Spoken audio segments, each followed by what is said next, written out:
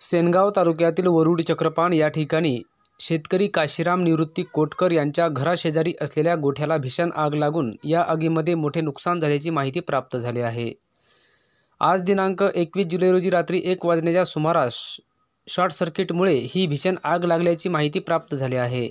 तर लागलेल्या या भीषण आगीमध्ये एका बैलाचा जळून मृत्यू झाला, तर एक बैल व एक म्हैस गंभीररित्या जखमी झाले आहेत। तसेच शेतीउपयोगी साहित्य, चारा, ठिबक यासह इतर साहित्य यांचे जळून मोठे नुकसान झाले असून जवळपास 4 ते 5 लाखाचे नुकसान झाल्याची माहिती काशीराम कोटकर यांनी दिली असून तात्काळ पंचनामा करून भरपाई देण्याची मागणी करण्यात आली आहे।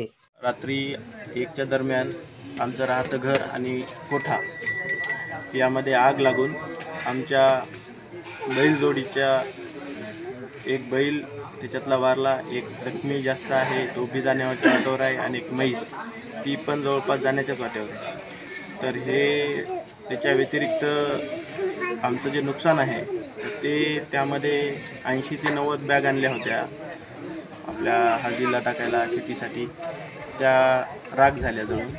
त्याच्यानंतर ठिबक आणलं होतं नेटाफेमचं गेल्या वर्षी 1 लाखाचं, ते जळालं। त्याच्यानंतर एक फिनोलेक्सचा सट जळाला आणि बाकी नुकसान तर झालंच आहे, कुटार जळालं, त्याच्यामध्ये अनेक गोष्टी, इंधन जळालं। असं मिळून नाही म्हटलं तरी 5-6 लाखाचं नुकसान झालं। याची सरकारनं नोंद द्यावी आणि नुकसान भरपाई द्यावी अशी अपेक्षा।